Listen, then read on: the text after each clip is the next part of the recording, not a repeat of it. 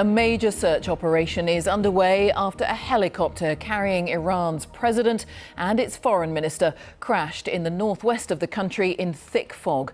President Ebrahim Raisi had been returning from a visit to the border with neighbouring Azerbaijan. Mass prayers are being said in Iran as the search continues. Our correspondent Caroline Hawley is here with what we know so far. Thanks, Jane. Well, these are the two men missing after the crash. President Raisi on the left, the country's foreign minister Hossein Amir Abdollahian on the right. They'd both been on a day trip today to Iran's border region with Azerbaijan, inaugurating a new dam project right here. We've got an image of him at the site of the dam and the helicopter he was travelling in. Now, a convoy of 3 helicopters is believed to have then travelled across Iranian territory. 2 returned back safely, but the one carrying the president and foreign minister crashed in mountainous territory in heavy fog in the Julfa region on the border. All contact with it was then lost. You can see how bad conditions were in the area as the rescue operation was underway. A fleet of ambulances on standby. The army is reported to have ordered all resources needed to be thrown at the search. Members of Iran's Red Crescent scoured the rugged landscape on foot for any sign of the missing helicopter. But poor visibility made it difficult for the rescue teams to reach the scene of the crash, even to locate it. There are currently 3 drone teams in the area, but due to the thick fog and low visibility, the drones were not able to successfully operate. There are also 3 teams with rescue dogs in the area. We are searching and we hope we'll be able to reach positive results very soon. The first indication that something had gone wrong came on state-run television. There are unconfirmed reports of an incident involving the helicopter carrying the president in the Julfa region. Initial reports cite a hard landing for the helicopter carrying the president. President Raisi, seen here earlier with his counterpart from Azerbaijan, is a hardliner, number 2 to the supreme leader Ayatollah Khamenei, who is the ultimate authority in Iran.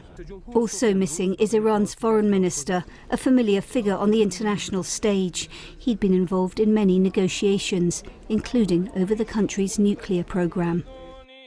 Regime supporters came out to pray for the president, these images broadcast on state-run TV. Though not everyone in Iran is praying for his survival. The regime is not popular with many Iranians who'd like to see an end to the Islamic Republic. But from its most senior leader, a message of calm, of continuity. Hope that God will return the president and fellow travelers to the people. The Iranian nation must not be worried, and rest assured there will be no disruption to running of the country. Late at night, there's still no news of the fate of the president and his foreign minister. Several Arab countries have offered assistance. Turkey has sent a mountain rescue team, and the EU will help with a satellite mapping service at the request of Tehran. The world is watching closely what happens next in Iran. And so, Caroline, tonight, as we await further news, how significant is all of this internationally?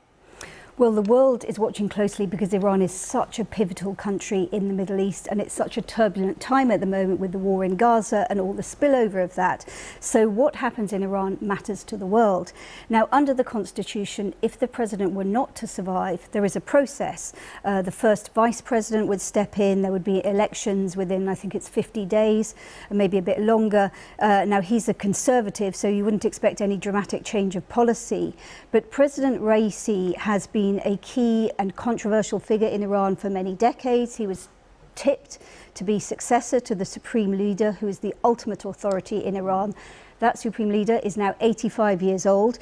So it's a time of great challenge for Iran, both inside the country and abroad. Challenges, for example, the protests that you may remember over dress codes in Iran. So it is really an extraordinary moment for the country, and many people in the region will be watching closely to see how things unfold at a time of such great turmoil.